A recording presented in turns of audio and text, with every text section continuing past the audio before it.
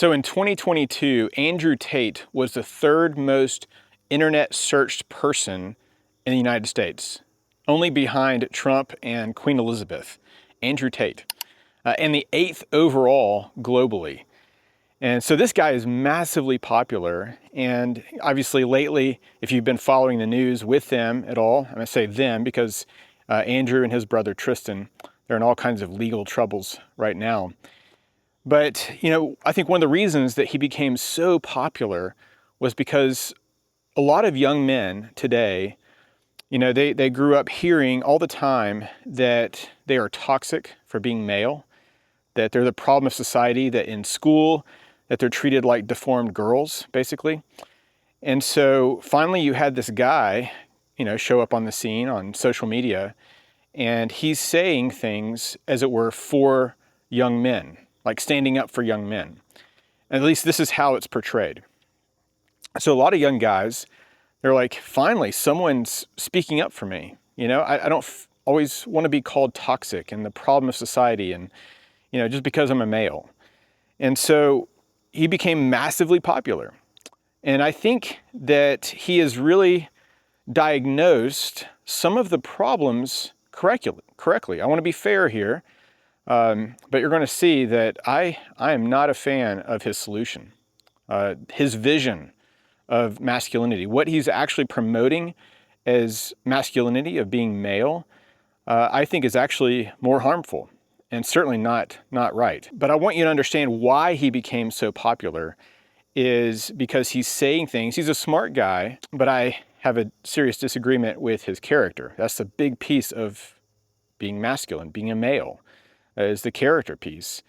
And so he and his brother, the vision of masculinity, of what they're promoting, is really about cars, like really expensive cars, money, power, control, scantily clad women all around him all the time. It's that kind of vision of masculinity.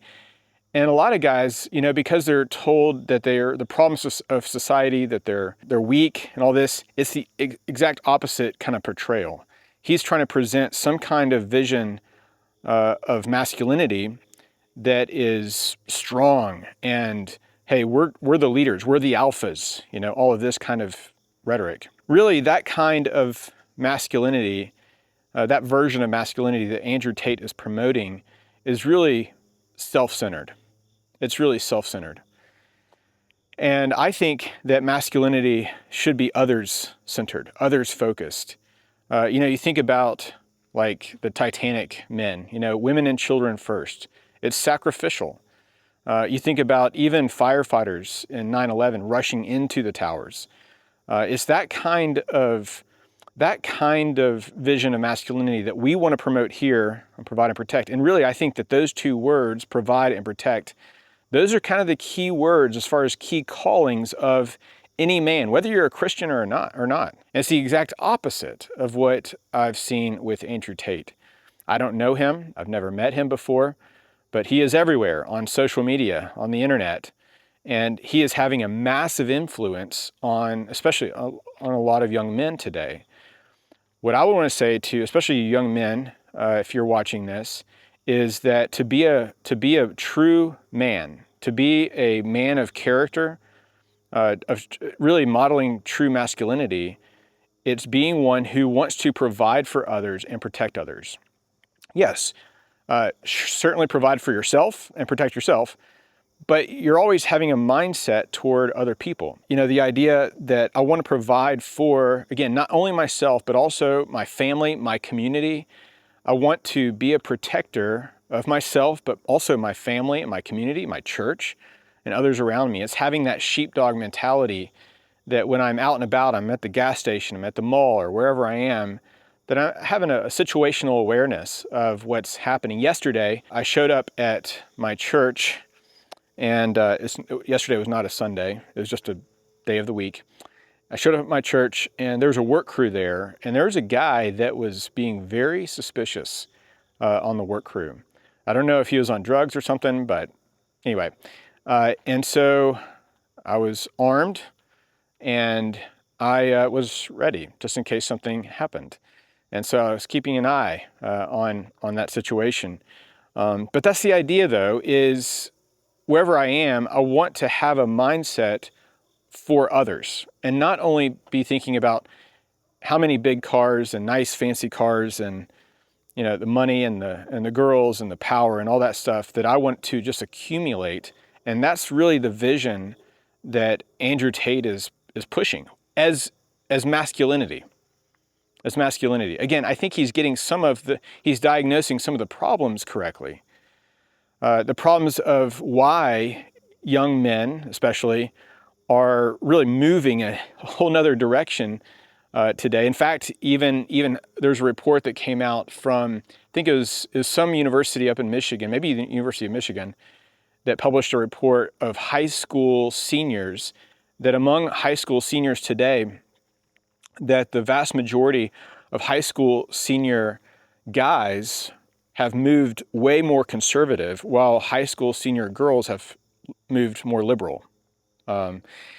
So there is a certain trend in the movement. Maybe one of the big reasons that Trump got elected, that people saw in Trump, right or wrong, I'm not going to comment on politics right now, but they saw something in Trump that they were like, hey, there's a strong, masculine guy that was different from, Joe Biden or something.